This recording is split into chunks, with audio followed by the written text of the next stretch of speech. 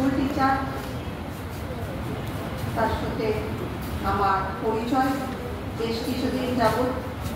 তার ডাকেই আজকে এখানে এসেছি। আপনারা সাধারণত অনেকেই আমাকে চেনেন এবং আমি আপনাদের অনেককেই চিনি। শিক্ষকটা তো আপনারা এখন হয়তো ভয় পান বলতে, বর্তমান শিক্ষার যে ব্যবস্থা, তার থেকেও বলবো কি, আজ যে কারণে আজকে সবার আয়োজন করা হয়েছে বই প্রকাশ, যেহেতু আমরা শুধুমাত্র আত্মকেন্দ্রিক, নিজের কথার বাইরে কাউকে ভাবি না।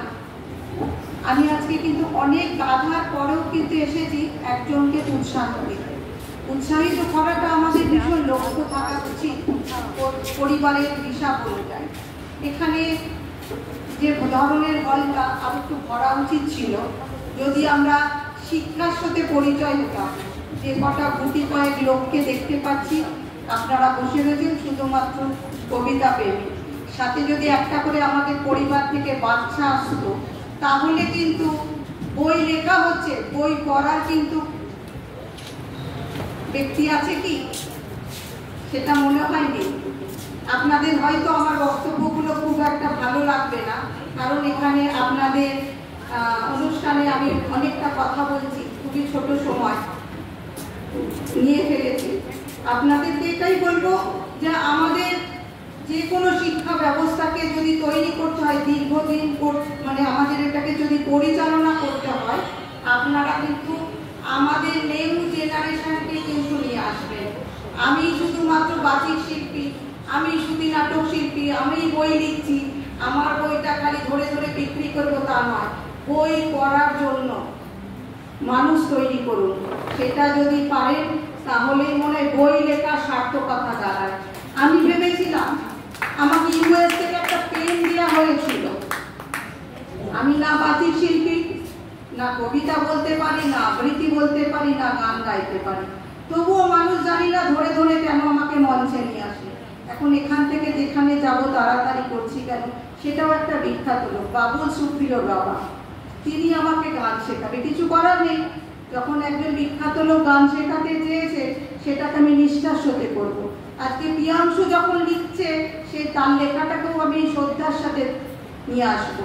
তো সেই জায়গা থেকে আপনাদের সবাইকে বলবো, আপনাদের না, কারণ এটা একটু রেকর্ড হবে, বাইরে প্রচার হবে, এই আওয়াজ আমি দিতে চাই। মোটামুটি মানুষজন আমায় চেনে, আমি একটা পাবলিক ফিগার, তাই জন্য বলবো আপনাদের এই বই মঞ্চ থেকে বলছি, যে আজকে বই প্রকাশ হয়েছে, বই যত লেখা হচ্ছে কিন্তু পড়ার সংখ্যা লোক নেই। বই মেলায় যায়, প্রত্যেক বছর ধরে ধরে বই কিনি, একটাও বই পড়ি না। তো সেই জায়গা থেকে বলবো বই পড়ানোর জন্য বই মুখী করুন, কারণ আমরা কেউ লিখতে পারি না। ওই যে বললাম ইউএস থেকে একটা পেন নিয়ে ভেবেছিলাম নিয়ে আসবো, আপনাদের দেখাবো, লিখি না তো। বিশেষ কয়েকটা জায়গায় নামটা লিখেছিলাম, তাই লাভটা কি ইউএস এর পেন দিয়ে? আমাদের 3 টাকার পেনই তো আমরা লিখি না, কারণ সব আমরা মোবাইলে চলে গেছি। আমি সেদিনকে কারণ এই কথাগুলো বলতাম না, কিছুদিন আগে একটা লেখা লিখতেই যাচ্ছিলাম, লিখি, অনেক লেখা লিখি, যেগুলো ব্যান্ডও হয় আমার লেখাপত্র, ঠিক আছে। তো যাই হোক, সেটা দেখলাম মোবাইলে ভালো করতে পারছি, লিখতে পারছি, কিন্তু পেনে যখন লিখতে গেলাম হাজার ঘন্টা বানার বোর্ড, বুঝতে পারছে আমাদের ম্যানুয়াল লেখাটা ভুলে গেছি, সবাই আমরা কম্পিউটারে চলে গেছি। সেই জন্য বলবো প্রিয়াংশুকে অনেক ধন্যবাদ, বেশ মজার মজার কবিতা লেখে পড়ে। আমি সৌভাগ্য হলে ওর কবিতা আরেকবার আমি পড়বো কোথাও সময় পেলে, কিন্তু শিখতে হবে, সব জিনিসটা শিখতে হয়। আপনাদের কাছে অনুরোধ করব, বাচ্চাদেরকে সমাজে বইমুখী করুন, তারা হারিয়ে গেছে। আমরা যে বয়সে এসে দাঁড়িয়েছি, সেই জায়গায় শুধুমাত্র আমরা কিন্তু এন্টারটেইন করার জন্য প্রতি মঞ্চে যাই, সেটা কিন্তু না করে, আত্মকেন্দ্রিক না হয়ে সমাজের কথা ভেবে, না হলে কিন্তু সমাজ কিন্তু দুস্থ, মানে কি বলবো, অসুস্থ সমাজ, সেই সমাজকে একমাত্র এই মায়েরাই পারেন ফেরত দিতে।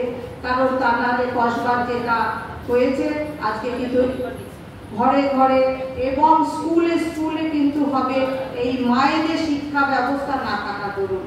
আপনারা ভাবেন সুন্দর মুহূর্ত, আমি যেরকম বক্তব্য দিয়েছি আপনাদের খারাপ লাগতেই পারে, ক্ষমা করবেন। আমার মনে হলো সমাজকে সুস্থ করতে পারেন একমাত্র মায়েরা। ধন্যবাদ।